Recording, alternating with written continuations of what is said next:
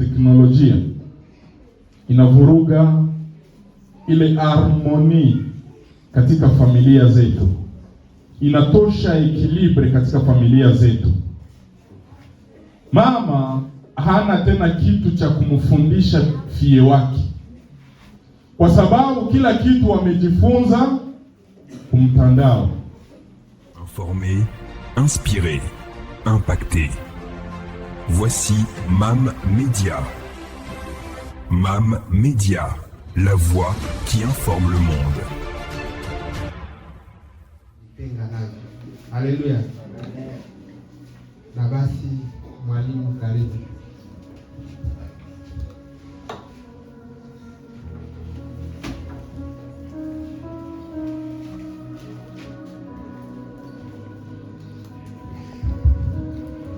Bwana Yesu asifiwe. Amen.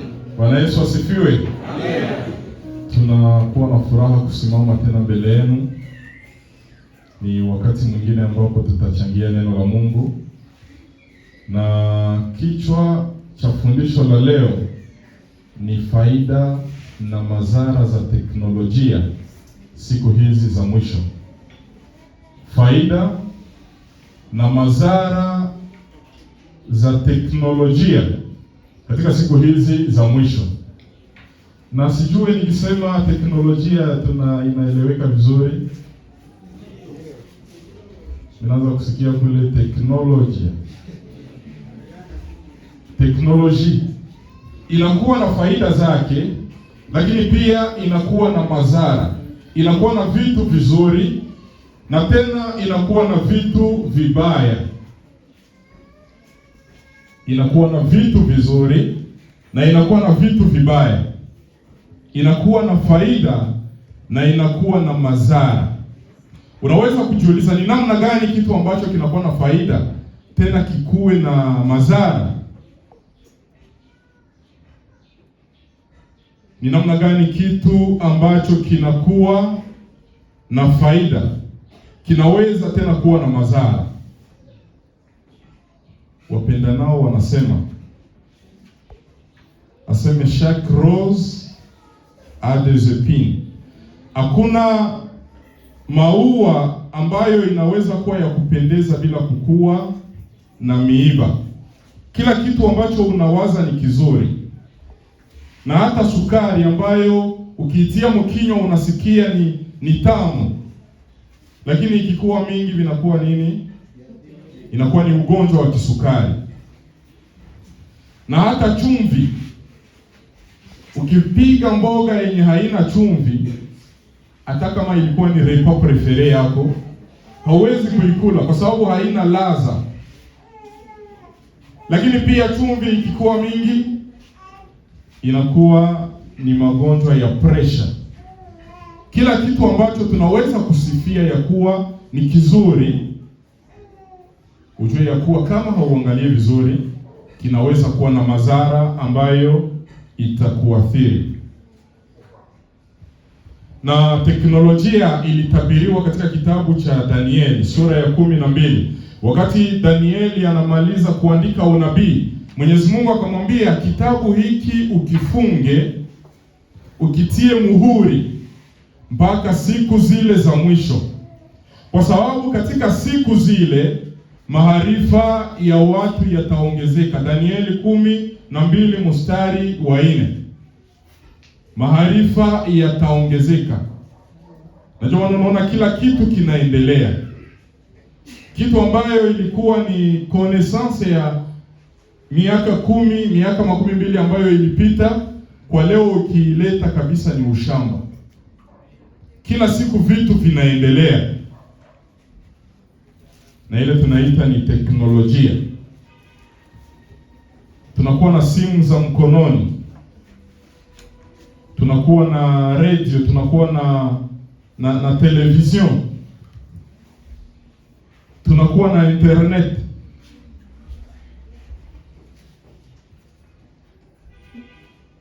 Watu wa zamani wakifufuka, kisha umwambie kama unaweza kuwa huko hapa na unaita mtu mwenye iko Kinshasa na mnaonana naye, atakwambia ni uchawi.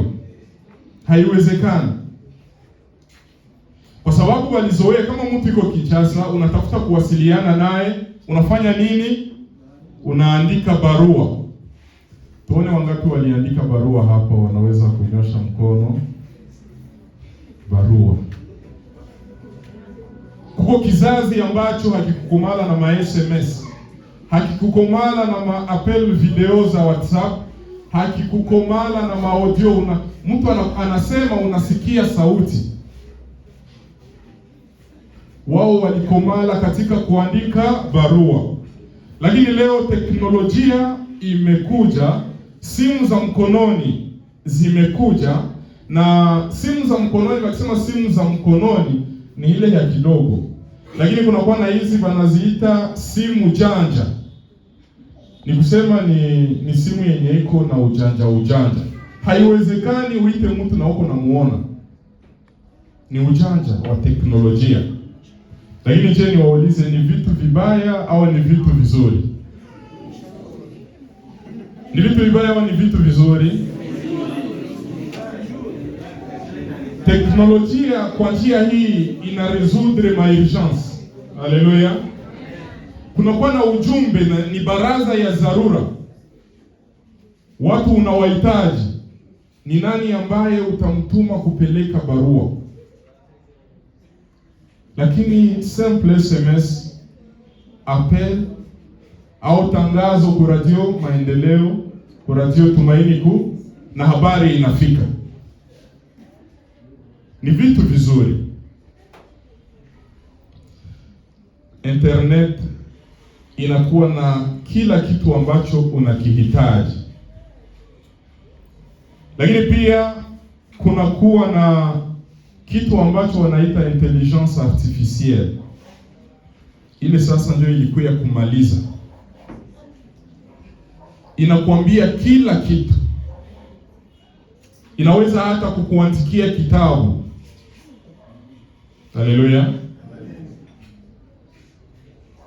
Intelligence artificielle, kila kitu. Unauliza mambo ya sante, wanakuambia. Mambo ya mlimo, wanakuambia. Mambo ya ufugaji, kama wewe unafuga, wanakuambia. Kila kitu ambacho utakiuliza wanakuambia. Ni kusema wamekusanyisha zile marecherche zote, na hauna tena haja ya kwenda kusoma recherche ya daktari mwenye iko Marekani wala Ulaya. A partir ya telefone yako unafungula ChatGPT, inakwambia kila kitu. Ni ujanja wa teknolojia. Faida gani ambazo katika siku hizi za mwisho tunaweza kutosha katika teknolojia? Ushauri wa Paulo katika Wathesalonike wa kwanza sura ya 5. Anasema tujaribu mambo yote. Unaweza kuisoma. Wathesalonike wa kwanza sura ya 5 mstari wa 12 na 1:22. Jaribuni mambo yote. Jaribuni mambo yote. Lishikeni lililo njema. Unaweza hata kuishia pale. Jaribuni mambo yote. Teknolojia inakuja. Usikose kuitumikisha. Lakini katika hiyo teknolojia kunakuwa na mambo mabaya na mambo mazuri. Kunakuwa na mambo mema na mambo mabaya. Ushauri wa Biblia ni kwamba ulishike lililo jema. Anza kuangalia positivement. Ni namna gani unaweza kutumia teknolojia ili kazi ya Mungu iende mbele. Ili elimu ya watoto iende vizuri. Ili kazi yako ipate kuboreka. Unapokuwa unaishi katika dunia hii, upende usipende, teknolojia inakuwa kila mahali. Kila mahali. Teknolojia haina, au tuseme hivi, teknolojia haiko kitu kibaya, lakini namna unavyoitumia inawezekana iwe ni namna mbaya au namna nzuri. simu ya mkononi, television au radio sio vitu vibaya, na kila mtu analia kuwe na ya mpya, akuwe na yenye ilitoka hii mwaka, na haiko mbaya, lakini unaitaka ya nini? Ili ifanye kazi gani? Unavyoitumia, ukiitumia vibaya inakuwa mbaya, lakini ukiitumia vizuri inakuwa nzuri. Teknolojia katika miaka ambayo ilipita, na hii watu wengi wameisema, watu ambao walikuwa wameokoka haungewaona ku Facebook, haungewaona ku YouTube, na wanasema ile ni mnyama, alama ya mnyama. Lakini leo habari ya Injili inaenda kupitia Facebook na watu wanabatiziwa. Haleluya! Ni namna gani unatumikisha ile Facebook? Wale ambao walikuwa nasema Facebook ni ya mubaya, kwa wakati wao hatuwezi kuwapatia makosa, kwa sababu inawezekana wale ambao walikuwa wanatumia Facebook walikuwa naitumia kwa vitu vibaya. Lakini sasa umefanya nini ili upate kutumia teknolojia katika njia chanya? Radio inaweza kurusha vitu vibaya, lakini pia inaweza kurusha vitu vizuri. Television inakuwa na kila kitu. Ukiangalia muziki wa kidunia utaupata, ukiangalia picha za uchi utazipata, lakini pia ukitafuta mahubiri ya wahubiri wakubwa ulimwenguni utayapata. Semina za kiroho, nyimbo za kiroho, kila kitu kizuri utakipata. Lakini swali ni namna gani unaitumikisha? Unatosha faida au unatosha madhara? Siwezi kueleza moja kwa moja faida zote za teknolojia kwa sababu ni nyingi. Teknolojia inaenda hata kwenye, na unaweza fula nguo na haukutumikisha mikono yako, unatia tu mashini pale, nguo inajifula yenyewe na unaenda tu naanika. Tuko pamoja? Inakuwa na vitu vingi. Akose kitu ambacho teknolojia haiyakuwa nacho ni kukupatia chakula. Na nakumbuka poste moja ya Dr. Tene Bahiga, wakati anasema ya kuwa yeye ataanza kujiinterese na teknolojia wakati itaanza kupana chakula. Ni kusema unaingia kumtandao, unasema niko na besoin ya wali maharagi, banakupatia wali maharagi. Ni ile tu pengine ndio mpaka ile teknolojia ingali nayo, lakini vitu vyote inavirahisisha. Na hata ile chakula kunakuwa na malivrezo a domicile. Huko kwako haupendi kupika chakula, unaagiza chakula wanakuletea. Haleluya. Na hiyo ni biashara unaweza kuifanya.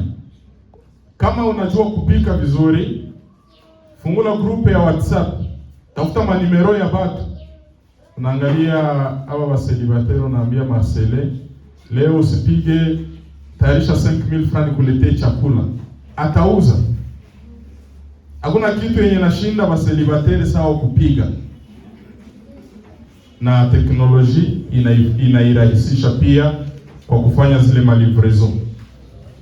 Lakini ningependa tuangalie faida mbili na madhara mawili, kwa sababu nimetangulia kusema hatuwezi kuangalia faida zote wala madhara yote.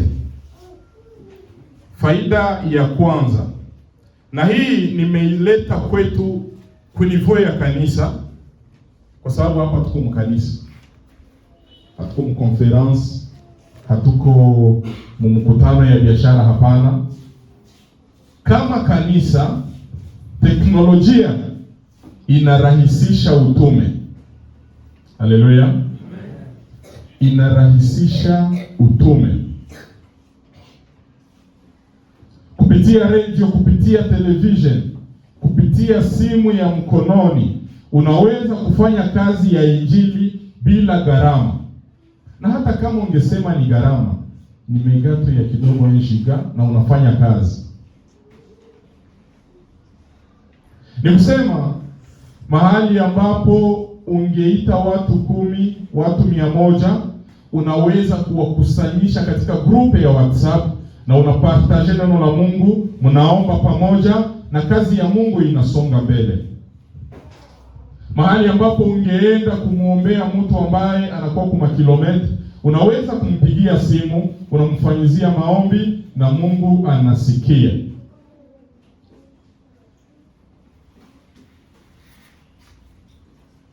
Teknolojia, sadaka zetu ambazo tunazitoa, ambazo zinatakiwa ziende kwa ngazi za juu. Mnawaza mtu anazitiaka mposhi, anakamata bato, anakamata moto, anaenda nazo. Zinapita kwa njia gani? Zinatumia teknolojia. Uko Bukavu, unatuma pesa ku division yetu ya Nairobi. Unatuma pesa ku union yetu ya Goma. Uko Shabunda, mule mfemfo ya province. Lakini kupitia simu unatuma mapato ya kanisa kwa njia ya M-Pesa, kwa njia ya Airtel Money.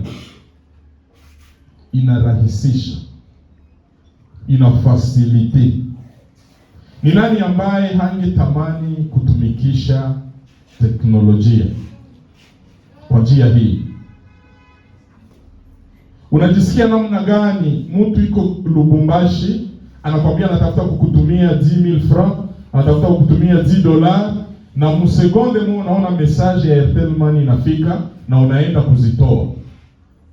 Fikiria kama mngeanza ma processes ya kusema tutafute kwanza mwenye iko na kuya huku, uende kwanza kwa agence, na zingine si zinapotelea kwa agence. Lakini vitu vimerahisishwa, na hivyo kazi ya Mungu imerahisishwa. Unapotumia teknolojia vizuri, kazi ya Mungu inarahisishwa na inaenda kwa kasi. Kitu cha pili ni kitu ambacho niliita impact yenye iko enorme. Nilikosa neno la kutafsiri impact. Sijui kama uko mnaweza kusaidia.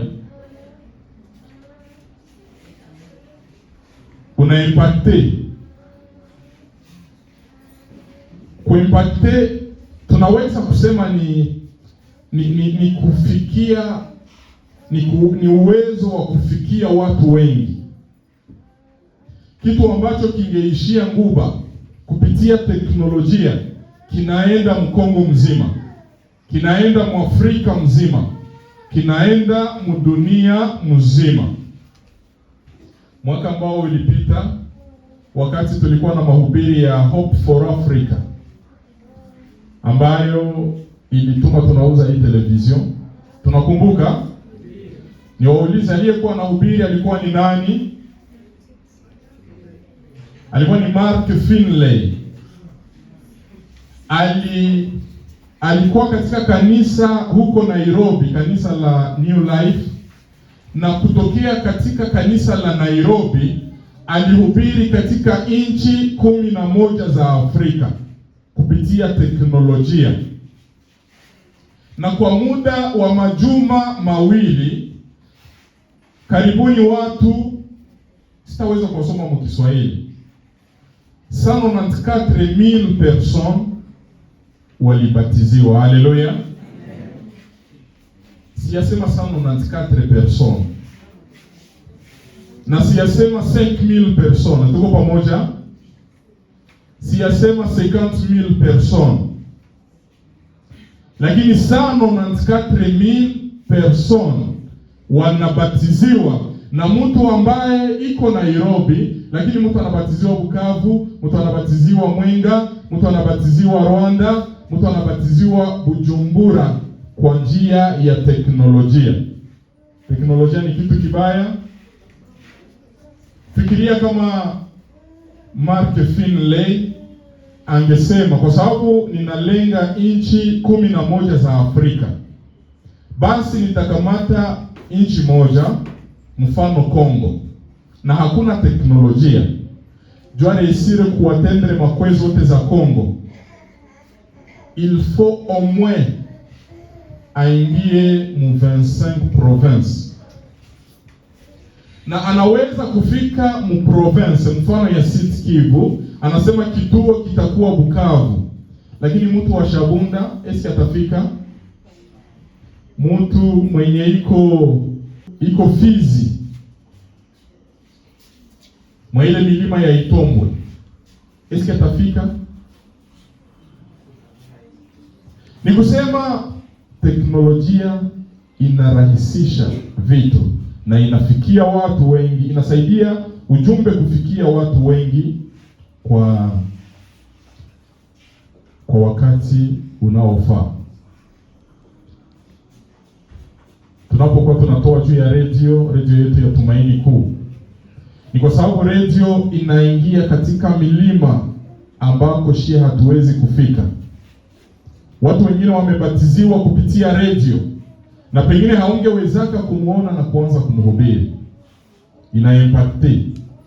Teknolojia inasaidia kanisa kuimpacte dunia mzima. Katika nchi za Uharabu kule ambako kabisa Islamu inangali na msingi ya kukaza, Wakristo hawawezi kuingia. Anasema ujumbe unafika kwa njia ya teknolojia. Unaweza kukatala Ukristo usifungue kanisa, lakini hautakataza internet isifike mwinchi yako. Hautakataza mwananchi asiangalie mahubiri ya Kikristo kwa YouTube, kwa Facebook, na napata ujumbe na naamini. Injili inaenda kwa kasi kwa sababu ya teknolojia. Hata kama teknolojia ingekuwa na ubaya, lakini kila mara tujiulize, tunaweza kufanya nini ili tutoshe uzuri ulioko ndani? Wakati wa Ellen G. White katika ile miaka ya 1800, wao waliishi wakati teknolojia ya wakati wao ilikuwa ni ima imprimante. Haleluya. Kuchapisha vitabu, na ilikuwa ni haiko kitu ya kawaida. Unaponda kubuto inakuandikia kitu, ni teknolojia ya wakati ule. Lakini Ellen White hakusema hiyo vitu tusivitumikishe. Au contraire, alisema tuangalie ni namna gani teknolojia hii inaweza kutusaidia, ni kwa njia gani inaweza kukua itili. Wakaanza kuchapisha marevi, zikaenea ulimwenguni kote na ujumbe ukapanuka. Wengi walipokea ujumbe kwa njia ya vitabu, na ndio maana wale wainjilisti wa vitabu, Mungu awabariki sana. Sijui kama hapa Nguba tunakuwa na mwinjilisti wa vitabu. Teknolojia inapokuja, usiseme nashie sasa tushie ba Kristo hatuwezi kutumikisha vile, hatuwezi kutumikisha Facebook. Hapana, tunaweza kuitumikisha, lakini kwa njia nzuri. Tunaweza kuangalia uzuri ulioko ndani, mapwe positive, na tunafanya kazi ya Mungu. Lakini madhara ya teknolojia imeharibu familia nyingi. Fikiria katika familia ambayo mwenye tunaweza sema ni mtoto iko na zaidi ya 18. Kwa hali hiyo wote wamekomaa na wanaishi katika nyumba moja. Tunategemea kwamba kila mtu anakuwa na telefone na wengine wanakuwa na maordinateur, na inapofika ile saa ya jioni, wakati kazi zote zimeisha, pengine wamemaliza kula chakula au hawajakula chakula, olie ikuwe moma ya partage sawa vile famille, inakuwa ni moma ya kila mtu mbele ya screen anaangalia vitu. Haleluya. Na ili tusisumbuane, wametuletea na maekuter. Donc unaangalia vyako na vinakuishia mwe peke. Hautasumbua mwingine mwenyeko naangalia vyake na vinamuishia mwe peke. Kwa hiyo kila mtu anakuwa concentré. Kila mtu anakuwa concentré. Huyu anaangalia TikTok, huyu anaangalia YouTube, huyu anaangalia nyimbo, huyu anaangalia nini? Instagram, mwingine anafungua seri, mwingine anafungua nini? Mwingine anaangalia match. Kila mtu anakuwa ukipi. Ni wangapi waliishi kwa kile kizazi ambacho katika familia hatukukuwa na simu za mkononi? Wangapi kama mimi wakati walikuwa wadogo wazazi wao hawakukuwa na matablete za kuangalia hivi, lakini zile mamomaza wakati wa jioni walikuwa na waelezea habari za zamani, wanaweza kufanya hivi. Wale ambao wazazi wao hawakukuwa na waonesha mavideo mu tablet, lakini walikuwa na waambia habari, bilikuwaka hivi, bikakuwaka hivi. Haleluya. Watu ambao wamezaliwa mwa kizungu, anazaliwa mwao mko televizio, mwao mko tablet, mwao mko telefone, na mpaka watoto wadogo. Tulikuwa na juma la maombi hapa. Mwandishi wa juma la maombi anasema katika kizazi hiki mtoto anajifunza kuterezesha screen ya telefone mbele ya kuanza kusema. Haleluya. Mtoto anafanya nini? Anajua kuterezesha screen. Tunajua screen maana yake nini? Ile ekra ya telefone yako, ekra ya mashine yako, ile anajua kuigusa vizuri kabisa. Lakini ukimsemesha hajue jina yake, lakini anajua cheza game telefone. Kama hauamini, angalia mtoto mwiko pembeni yako, mpatie telefone, msaidie tu kumtoshea kode, tuone yatafanya. Eske atakuuliza kwenye atapomda? Anajua kwenye ataingia. Unategemea ule mtoto akikomala. Teknolojia inavuruga ile harmoni katika familia zetu, inatosha ekilibre katika familia zetu. Mama hana tena kitu cha kumfundisha fie wake, kwa sababu kila kitu wamejifunza kumtandao. Wa mama muko hauna tena hekima ya kumwambia mtoto wako kila kitu. Tulikuwa nasikia habari wanasema kama fia anatafuta olewa, shangazi yake anamwikalisha, anaanza kumwambia mbona sijui kama leo bingali, lakini bingali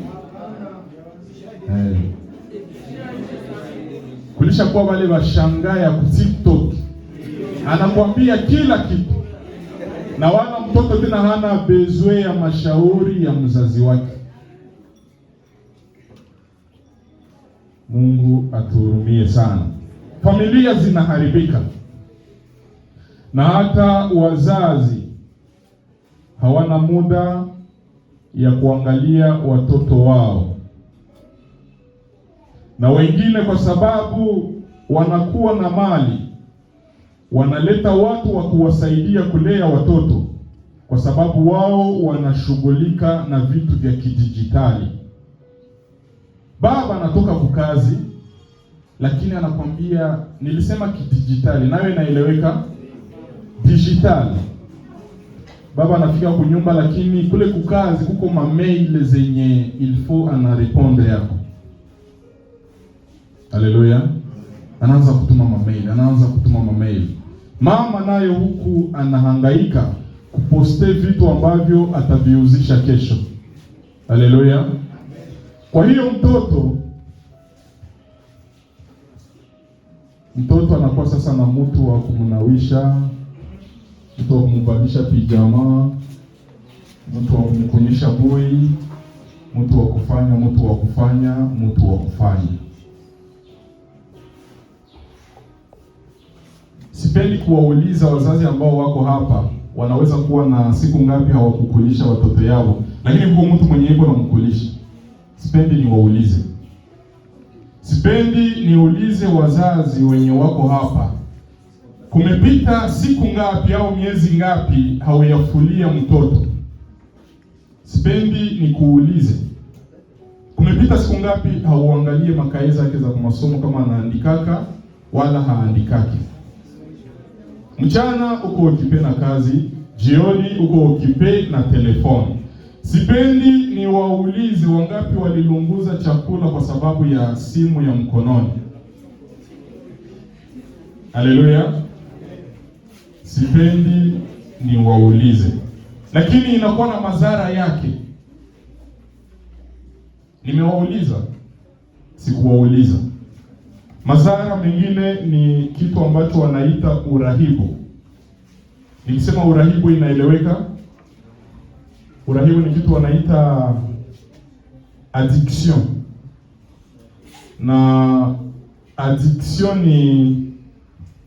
ni namna ya utumwa fulani, na ukipenda kujua kama umekamatika katika utumwa ule na vitu vya teknolojia au vya kidijitali, uone tu kusoma paka unaikala telefone kwa mfuko, unaitosha mfuko na fanya hivi, kisha unairudisha mfuko. Ile nafikiaka haona kitu ya kuangalia, lakini unatosha tu hivi unafanya hivi, kisha unarudisha mfuko. Pale ulisha kamatika. Ni usema uko mwakale ka utumwa ka vile vitu. Tumeanza kusema ni vitu vizuri. Ni vitu vizuri kwa sababu gani? Unaweza kutia Biblia, unatia kitabu cha nyimbo, unatia. Lakini sasa unakia kujiona depuis uliuzaka telefone, hauyagusaka mkitabu ya hivi kwa masomo. Haleluya. Eske ile teknolojia ina remplace neno la Mungu? Jibu ni hapana. Ina facilite wakati mwingine kusema niko mvoyage, sikusafiri na Biblia, acha nisomee mtelefoni, lakini haiondoe vitu halisi.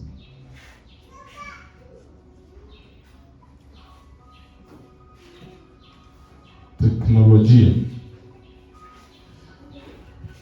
katika siku hizi za mwisho, wakati maarifa inapokuwa inaongezeka, Biblia inataka tusiwe watu wa kuchukia maarifa. Naomba tusomee Mithali 18 mstari wa 19.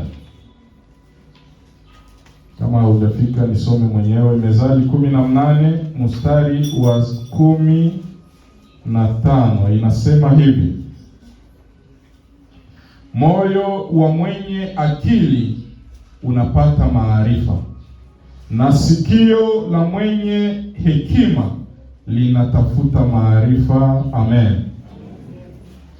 Unapokuwa Mkristo utakuwa na maarifa, utakuwa na simu ya mkononi, utakuwa na Biblia mle ndani, utakuwa na nyimbo za kwaya za kanisa mle ndani, utakuwa na vitabu vya Ellen G. White mle ndani, utakuwa na teknolojia, utakuwa na ile connaissance ya kuitumia, utatumikisha internet. Lakini jiulize, eski ninavyoitumikisha inatumika kwa njia mbaya wala kwa njia nzuri? Katika kila kitu ambacho unajifunza kuhusiana na teknolojia, ushauri wa Paulo katika Wathesalonika ni kwamba upate kuchunguza na ushike lililo jema. Tumia teknolojia, tumia internet, uza television, lakini hakikisha mnaitumia vilivyo. Hakikisha haikuondoe wala kukutia mbali na Mungu wako. Hakikisha haivurugi familia yako. Hakikisha haikuime muda wa maombi, muda wa kuzungumza na familia yako, muda wa kuwaadhibisha watoto wako, muda wa kushauria mke wako, muda wa kushauria mume wako. Na wengine pale umshaurie, unamtilia kustati. Teknolojia inakufikishia ujumbe. Hauwezi tena kufikisha ujumbe. Katika siku hizi za mwisho, kama hautafute equilibre, kama hautafute equilibre ya kubakia kwa nafasi inayofaa, utatereza kabisa. Kama hauna ile kapasite ya kuchagua vitu ambavyo unaweza kuviangalia, teknolojia itakupropose vitu vya kuangalia. Unapofungua ile mitandao ya kijamii, unafungua tu hivi, hauyafanya research. Eske pale kuna kwata huko vitu basha kupropose. Sasa kama hauna akili ya kuchagua vya kuangalia, batakupropose vyenye utaangalia.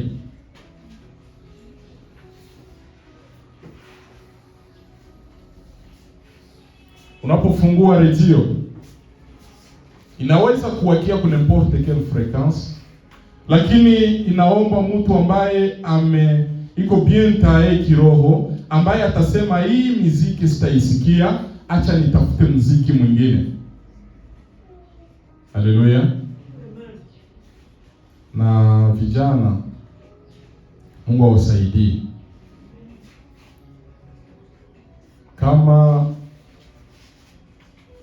tukifungua matelefone na makarte memoire, tusikie tu nyimbo 3 za mbele. Sijui ni za mwanamuziki gani, lakini wewe unajua.